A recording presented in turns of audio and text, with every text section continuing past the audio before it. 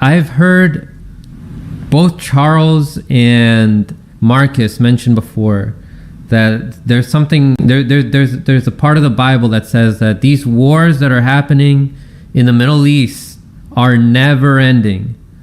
Yep. So what you guys want to what do you think about that? What can you elaborate from what you read there in the Bible? Like do you think that if the U.S. pulled out of these wars that they would continue? Like, what do you think?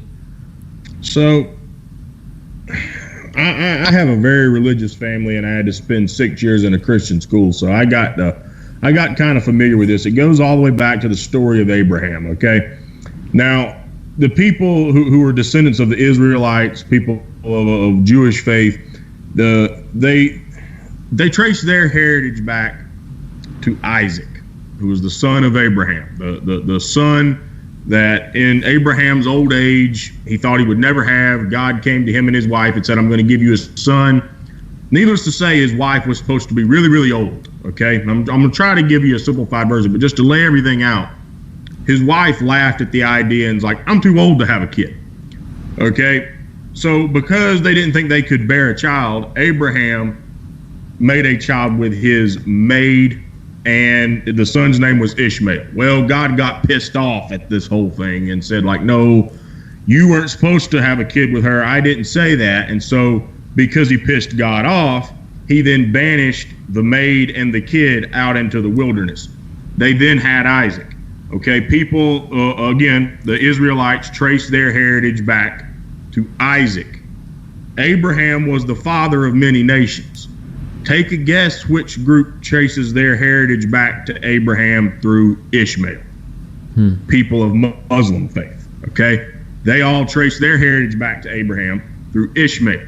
What it says by following in the Bible is your sons will fight until the end of time. And if you go back through history, they've been fighting nonstop. I mean, literally, I think Ventura described it best. Regardless of what we think about Columbus here, why did Columbus set sail to try to find another trade route to India? Okay, because at the time, the only way they knew to get there was to travel through the Middle East.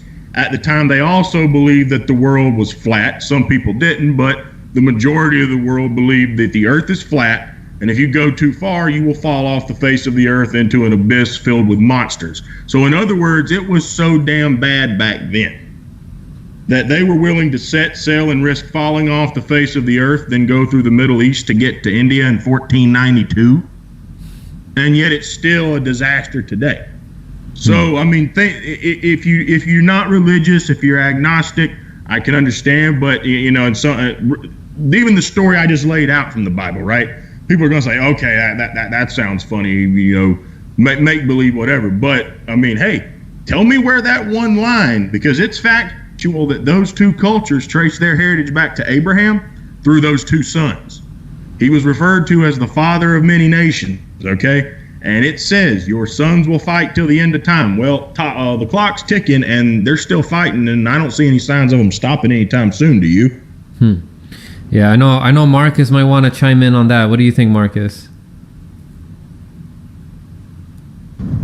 Actually, I was going to say, I'll say, you know what, Charles, go ahead, fill out a little bit more. I'm actually almost home. And so that way I can, you know, really just lay it out, because a lot of things he said in there are definitely accurate. Ishmael is described as the wild man. And it basically said that he would be, you know, perpetually at war. But there are a couple of other things which I like to add in there when it starts going into Isaac. And that's where things get a little bit more complex. Because Isaac had two sons. And so the promise goes on after Isaac. And a lot of people only focused on the story of Jacob. And so Jacob is where the 12 tribes come from. And those are those were the I guess the Israelite nations. and I'm not going to go. I guess I won't name all the tribes right now unless somebody has questions. But where the term Jews comes from is from the Southern Kingdom. When the kingdom split in half, the Northern Kingdom was Israel, and the Southern Kingdom was Judea. There were 3 tribes that were in that southern region. That would have been Judah, which Jews, that's where that comes from. You could be considered a Jew if you were from Judah or from Judea. The other tribe that was in there, the other major tribe, was Benjamin, that was with Judah. And then throughout all of the different tribes, the tribe of Levi is spread through every. What was the last thing you heard? The tribe of Benjamin. Okay. Okay. So you had the tribe of Benjamin, and throughout the other tribes, well, throughout each tribe, the tribe of Levi is throughout each tribe because that's the tribe of the priesthood, and so their job is to keep the law, to explain the law, to, set up the judges and things like that. And a bunch of other things, the sacrifices and everything. Well, the other side of that coin, which is never talked about, is Esau. Esau is the brother of Jacob. And it says it would be a perpetual war with them also. And it also said Esau would live by the sword. And so no matter where Esau would be at, Esau would be fighting also. And so I guess that's the one little thing I wanted to add in there, because that's a part which a lot of people don't talk about. And on my show, Hebrew Apologetics, we will definitely go deep into it. Yeah. So you said you guys were talking about the tribe of Esau.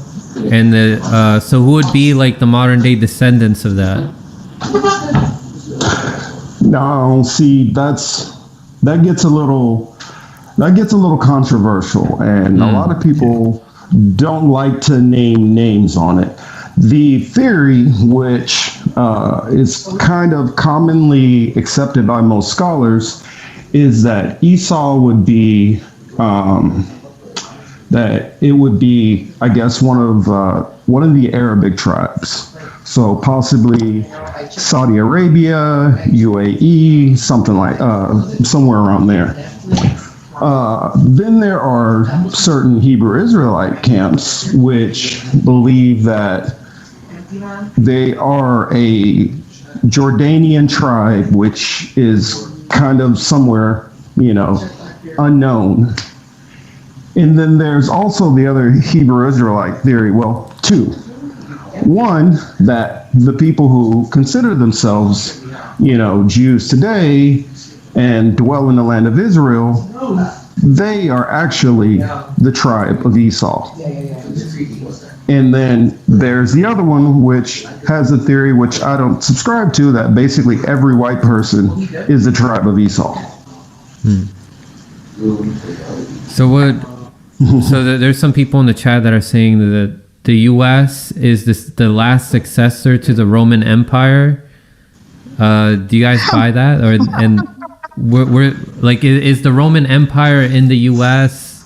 And then what would that make like Israel and like the current people who are in power in Israel, like Bibi Netanyahu? What would that make those people like? What do you guys think?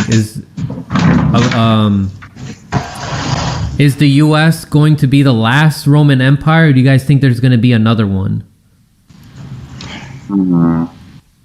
I don't know, just because realistically, I think we've got to look beyond the imperialism of what the Roman Empire was. We've got to look at the fact, yes, they went out, they conquered, but a lot of their structure wasn't that different from ours. So, a lot of what I see on the horizon anyway, and there's actually new reports about some of this that come out today, the next big power that I see coming along in the world is China.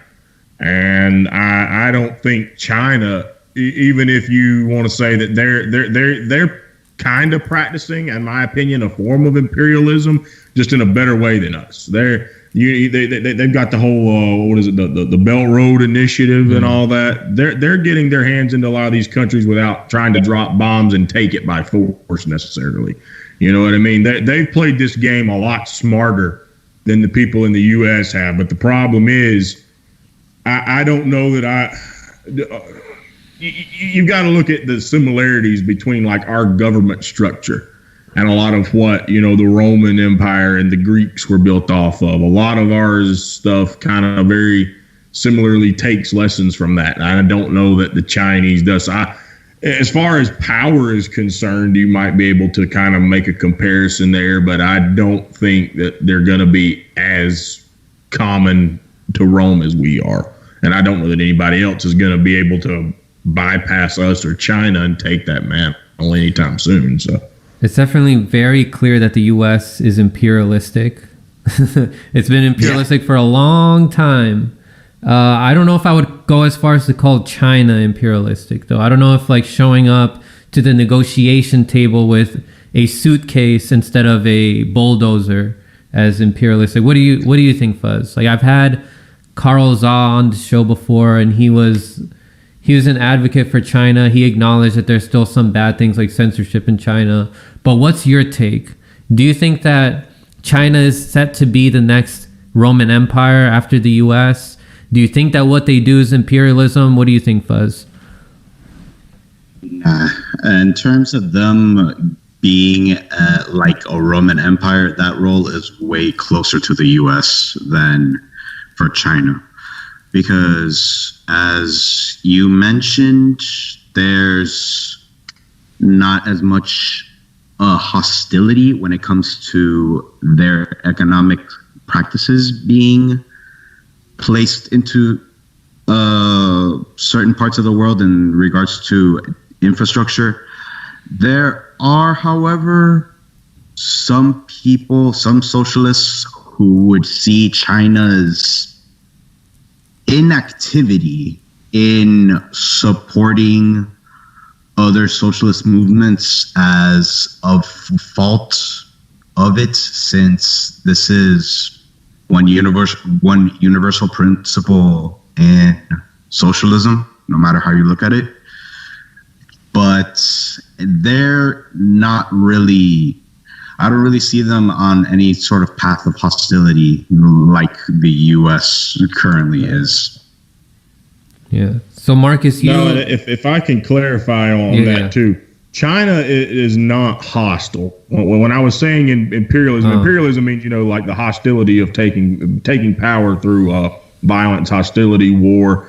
China's not doing that, and that's what I meant by they've played this game a lot smarter. I think they're definitely trying to expand their influence, kind of like what we did where we went to Iraq to expand our influence. They've done it in a different way. They're not hostile. They're expanding their influence, whether it be through diplomacy, whether it be through because they've been able to acquire a lot of a country's debt, like in our case, for example. They're getting an upper hand on countries and kind of putting them in debt to them in certain ways. The Belt Road Initiative, the debt that we owe because we had to fund war for all these years. They're getting an upper hand without having to drop a bomb. You know what I mean? But at the end of the day, they've got their connection. They've got a heavy influence in what North Korea does. Technically speaking, what was it? I think it is Taiwan, right? Taiwan considers themselves a separate country, but the Chinese government technically says you're part of us. And that was a big scandal when Trump first took office, and he called, I think, the president of Taiwan or whatever, which no other president had done. And it was a big scandal. Oh, this is going to piss the Chinese off. You've also got to take into consideration what's going on with Hong Kong. It was a British territory sold back to the Chinese government. A lot of their structure, their judicial system was still really based upon the British style. But now the Chinese government's starting to kind of encroach, you're going to come back into our fold now. So, again, they're not, I guess, by the definition of imperialists, they've been able to get their power and influence into these other countries again without having to fire one bullet or drop a bomb. They've done it in a very smart way. So that's what I mean by they could be the one day when we crumble because we can't run our country anymore.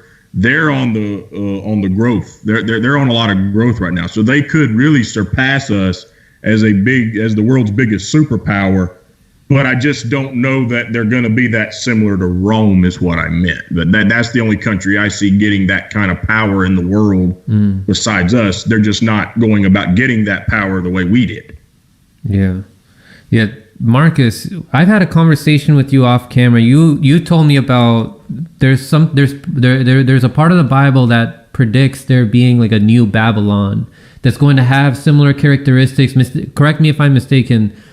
Similar characteristics to the original Babylon, to Egypt, and to Rome, and that it's pretty clear that it's the U.S. Please correct me if I'm mistaken there. And that does it say anything about what comes after that? Like, is there going to be another Babylon after that? Okay. Well, it's not going to be another Babylon. Actually, what's going to happen, and it's kind of funny because most Christians kind of understand this, but they don't really think about the question. If you ask them just like that, it literally says that the return of the Messiah. That's what's going to happen. And so what you will have is you'll have all this death and destruction and all of these things going on, all these wars and everything. But afterwards, it's going to be a new kingdom set up here on earth. And basically, that's when some of the actual spiritual parts of the Bible where you'll actually see and experience, whereas more of this stuff is based upon faith. Because if you go into the Bible, it literally says like God decided to hide his face from the world. So yeah, I can understand plenty of people being atheists because he said, I'm not dealing with you people. And so there's certain nations which literally God names like 7 nations in particular that they are literally his enemies. And so they have to be dealt with first. And then it's like, he says he likens his judgment to a ring. And it's no quick in it, and it's not slack. And so whatever happens, basically, what goes around comes around, it's going to come back around. So everything will have to be recompensed first. And then everything can be smoothed out. And it says after that time, it's going to be peace on earth. All nations will be, at peace and at ease.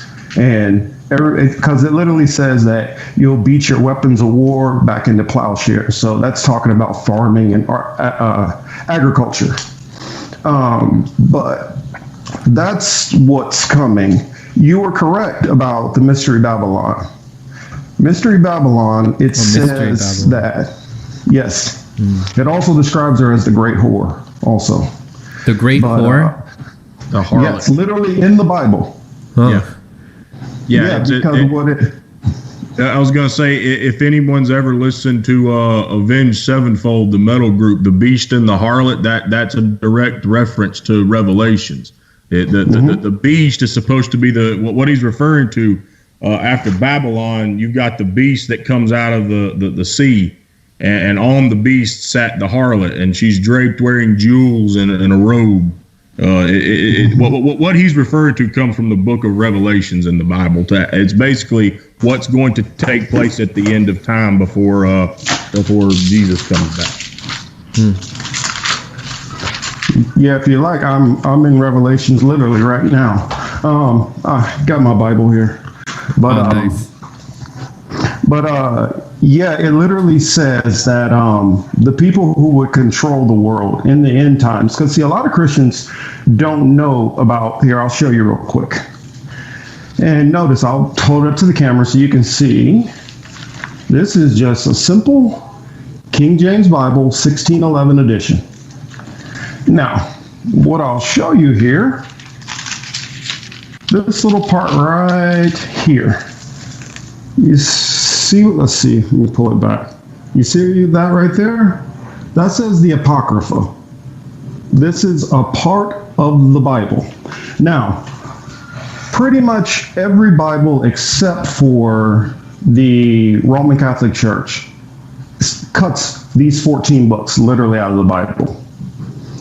Now, when you cut those 14 books out of the Bible and then you tell everybody they're complete heresy, don't listen to it, don't read it, you miss a big chunk of what the message and story and some of the stuff. And you especially can't understand the New Testament properly, or what they're talking about when they start going into some of these prophecies about the end times. Because what that's talking about, what does it say? I think it's that red dragon that comes up from the sea with seven heads. That's talking about nations. Mm-hmm. And that the great whore that's sitting upon those nations, controlling those nations in a sense. That's what it's talking about. And it's talking about that her cup filled with abominations, getting them all drunk on it. And what that's talking about is a nation which is pushing all its doctrines, good, bad, whatever it's doing. It's war, it's, taking things, everything. That's literally what it's talking about. Whoever that nation is, who's sitting at the top, who's powerful. And it calls it a great whore because it's everywhere. It's with every nation. It takes every philosophy, every idea, whatever. It doesn't have its own centralized culture. Now, when it's talking about those traits, like when it describes the Roman Empire, it describes, what was it? Rome, Egypt, and Babylon. Well, for those who don't know what was, the thing about Babylon is Babylon was a bunch of people from a bunch of different nations who were all trying to become one. That was the biggest thing about Babylon.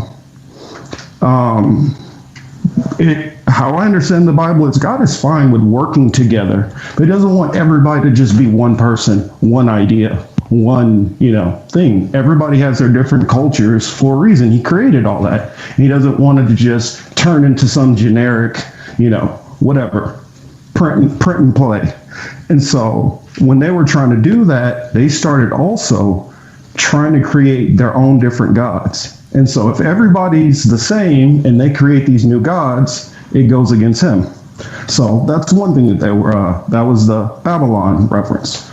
The next thing, because a lot of people in Babylon were atheists too. Atheists, or they worship like all kind of like Moloch and, sacrificing babies and a lot of horrible stuff. Then you have Sodom, which a lot of the Christian church goes into Sodom because of the homosexuality. But not only was that one of the things he was upset about, is they were heavily against God, and they also were brutal towards any kind of passerbys who came in the city. If you just came in the city just randomly into Sodom, you could have been robbed, murdered, whatever. And because of how they treated a stranger, that's a big thing which God talks about in the Bible, how you treat a stranger. And so that's another kind of mark against them.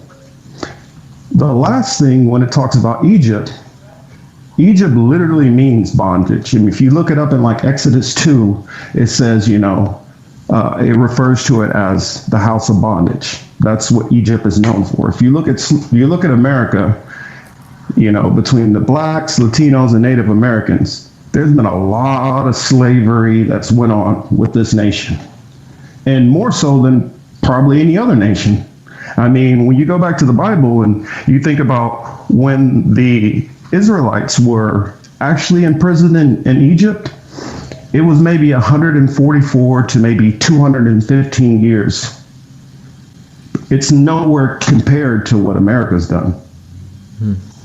So America would be the actual Egypt. And if you look around, actually, they've literally taken monuments from Egypt, and like we have them all over the United States. I mean, the National Mall, and basically that's just the obelisk phallic symbol that can take us so many different directions with, the occult. And fun fact, it's 666 feet high. Whoa. Yeah. Wow. And I know a lot of what he's talking about when it comes to the landmark stuff, because I've been questioned about this a lot because I'm a member of the Freemasons. But obviously, one of the most famous Freemasons, George Washington. The Washington Monument is an obelisk that comes straight out of Egypt. That was an Egyptian structure. It was erected to him in his memory. So, you know, there's all these signs that and things that we get, you know, for example, on the back of the $1 bill, where it references a new world order, you've got a pyramid with an eye on top. You get into the old Illuminati type stuff there. So I know what he's referencing there. There's definitely a lot of Egyptian imagery that has been incorporated into our society. Well, and another thing I thought about, just our everything, we don't even realize how Roman we are here in the United States. I mean, we go by a Roman calendar, we celebrate, I mean, almost every one of our holidays is a Roman holiday. I mean, down to Mother's Day, Father's Day, all of it. Easter. Oh, and Christmas. A lot of even the Christian holidays have influence from a pagan holiday. Yeah. Doesn't it? Don't the holidays Christmas, go? Easter. Yeah. Don't the holidays go back even further, like before Rome even? Yes. That goes back to Anglo-Saxon Germany. But pretty much.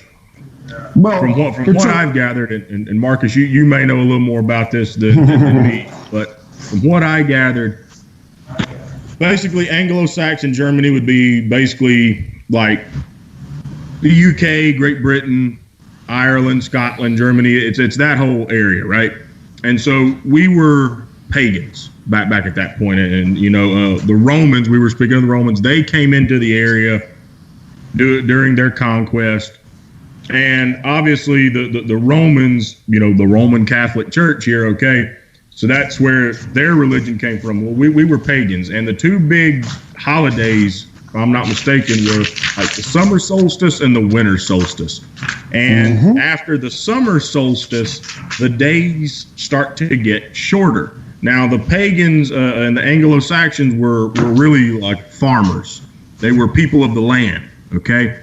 For a farmer, daylight is of the imperative, okay? If you look past the summer solstice, the days start to get shorter and shorter and shorter and shorter until you get to the winter solstice, after which the days start to get longer and longer and longer, meaning more and more daylight. Well, what is the irony about two big important Christian holidays? Right around summer solstice, you've got Easter. Easter is the death of Christ, right? After the summer solstice, there's a death of daylight. You get less and less of it until you get to the winter solstice, in which case, when winter solstice happens, you get more and more daylight, and then we celebrate the birth of Christ. Now, that ideology is furthered when you consider about the birth of Jesus in the story. He would not have been born in a manger at that time of the year. That time of the year is completely wrong for the story to have played out that way. It doesn't fit in with the December month. So in other words, when the Romans came in to that area of the world, the Romans looked at their class and their culture as being very sophisticated. They looked at the people of Anglo-Saxon Germany as being poor, disgusting dirt farmers who were beneath them. And just like soldiers do in many cases, they've done this all throughout times. They then tried to pick up women from that area of the world. This is also how modern English was created, because they tried to originally teach the women Latin, and the Romans said, oh no, you are not going to teach our beautiful language to these peasants. You're going to learn their language if you want to communicate with them. And they spoke Latin. They spoke the Anglo-Saxon German language. That's how English came about. So as those cultures bled together, they took, as they probably developed into the Catholicism, the Catholic religion, later on into Christianity, they took their culture, a pagan culture, and their holidays, and just rebranded it to celebrate these new holidays. So that's a very interesting fact for a lot of Christians out there. I gotta have you guys. One thing I'll correct you on, that those people who did that, they weren't Anglo-Saxons. But that is all the rest is true.